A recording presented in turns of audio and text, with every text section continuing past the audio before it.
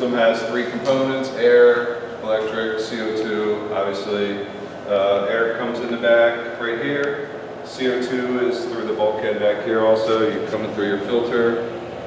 Electric comes through this, this is a circuit breaker here. So power on, it's got a built-in circuit breaker. When you turn it on, you should hear the fan running. There's a fan back here. It's a Peltier cooler, so we need to chill the CO2 to pump it. So you can hear the fan back there running, and then you should be able to feel some hot air coming out of it. So there's a heat exchange, basically. It's like a radiator, basically. So if we don't have cold CO2, then we won't be able to pump it. It's got to be as cold as possible. So start the system. You got air and CO2, your two primary valves. I usually try and start all the valves closed, you know, so you don't want to turn the system on when it's full on. So if you turn this counterclockwise, that sets this pressure to 0. CO2 comes in here, it's off right now. Make sure all the vents are closed.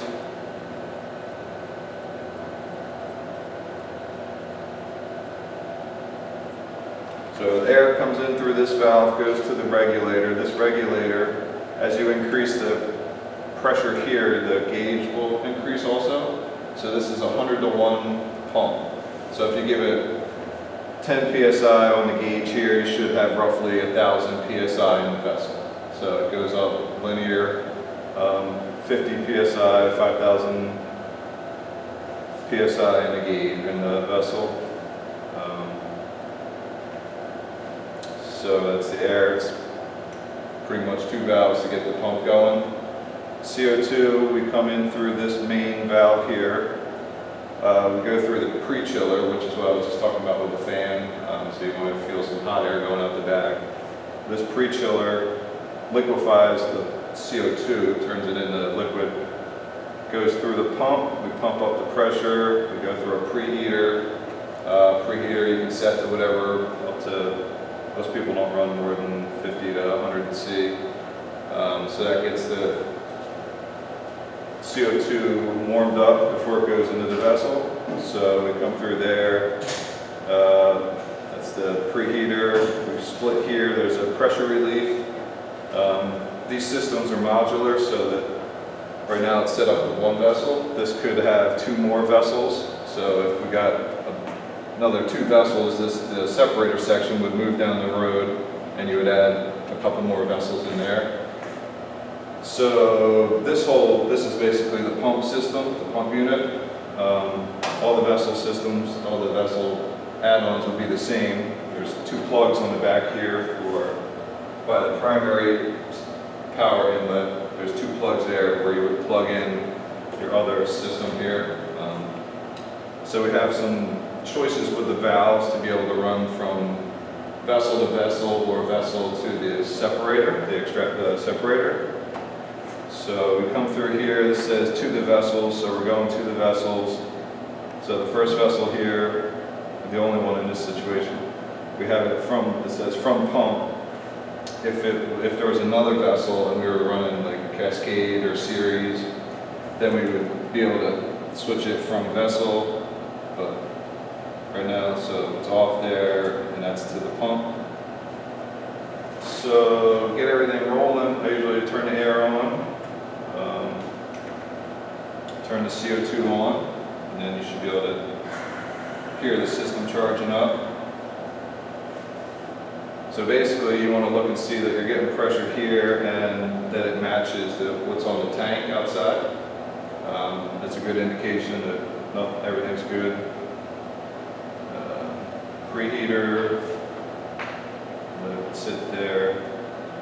So right now we have pressure in this unit, so we're going through the pre-chiller, the pump, and the preheater right now. So now it's going out to the vessel, to this section. So we turn the valve from the off position to the pump, and you can hear this charging up. So basically we have tank pressure here, and we're building up to tank pressure here. So this valve, or this gauge, and this gauge should basically equal out. And what that's doing is it's filling the vessel, the extracting vessel, and right now it's also filling the color remediation vessel. So both of them are empty right now.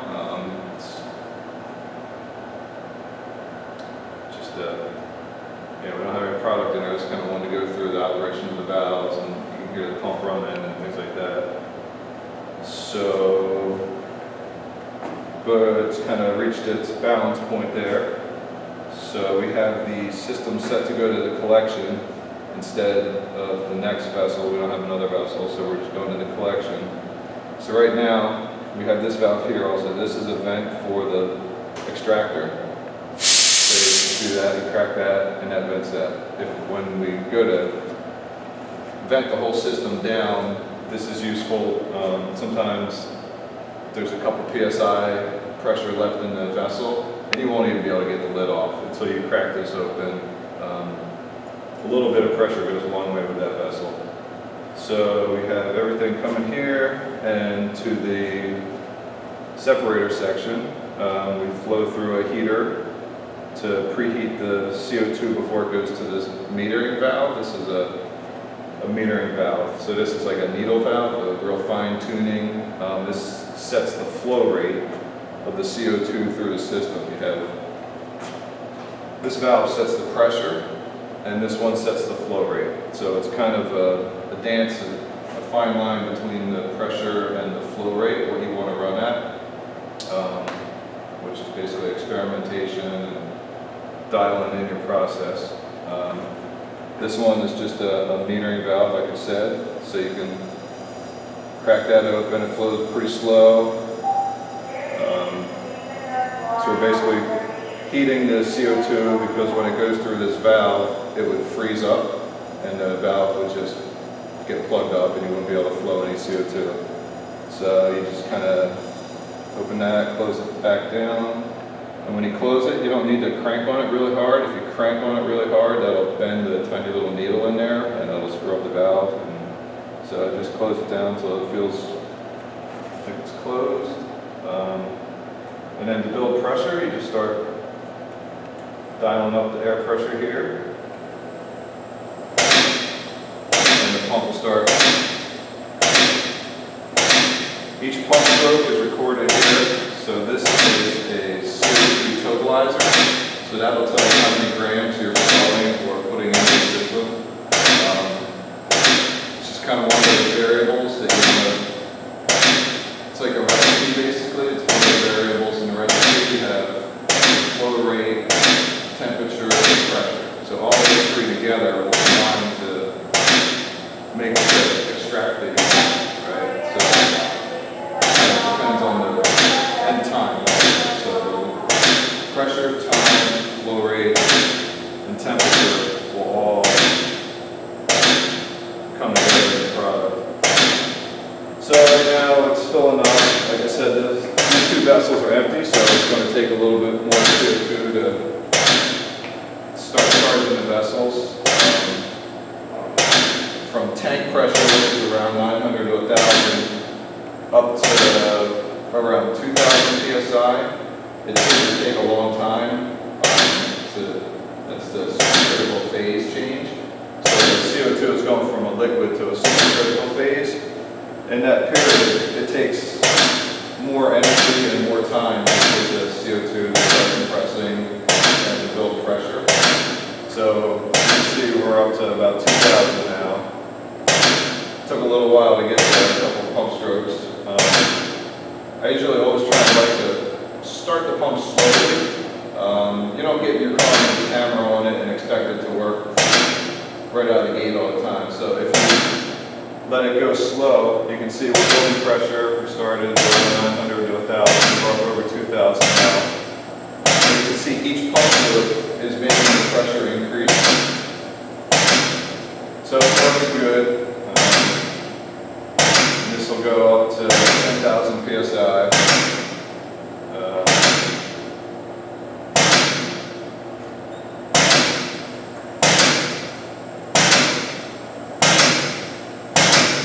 So a lot of people's sweet spot is maybe around 5,000 psi.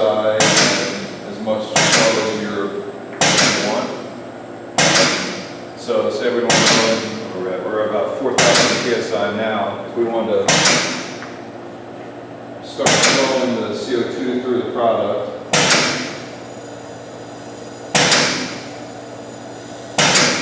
Open this up. So you're flowing CO2 through the vessel, through your product, out of here, through another heater, or no, I'm sorry, through the color remediator, through the valve, into the collector assembly. So when you open this up, you can hear the pump starts chugging to keep up with the pressure. So this is increasing the flow. You have to increase the pressure to keep up. The pump.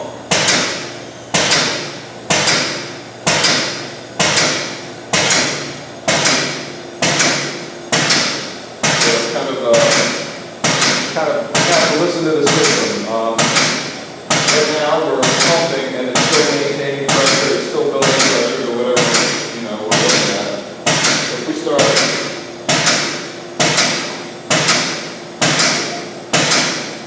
usually around one pump stroke a second is a good rate.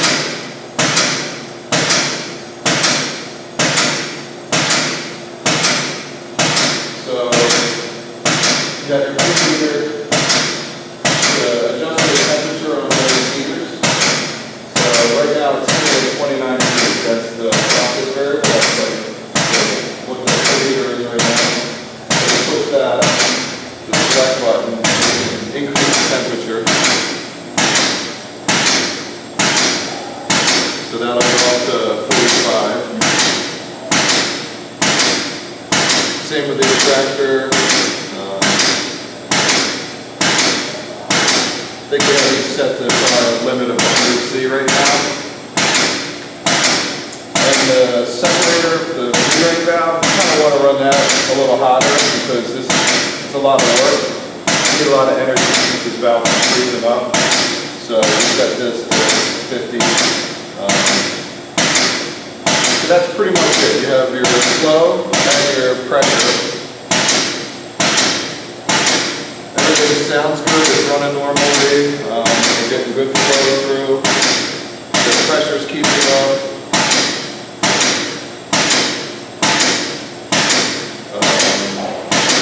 And you want to shut down the system.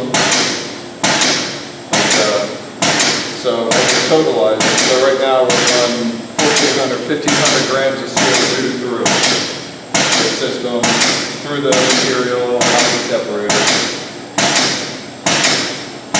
If you want to stop the system when you're all done, I turn off the air, turn off the CO2, dial back the pressure, and this is a relieving regulator, so you'll hear it vent out some of the air. So that drops down to 0. We're still at 2,100 psi. So we're draining the system through the separator right now.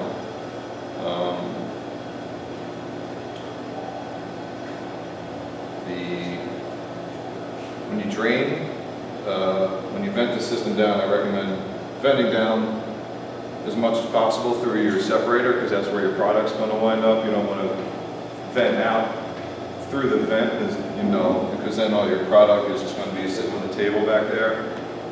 So if you have the time and the patience, it's better to vent through this. Right now we're just doing a dry run, so it's... So that valve leads to that little 8-inch line in the back? This one does, yeah. Yep. Plus this one, the way it's set up now, it's just going to fill up the room with CO2. If you vented the whole vessel through there, probably not the best for breathing and everything like that, but I guess you have this plumb out the outside somewhere. Yeah. Into the brewery. Yeah, that's good. Reuse the CO2.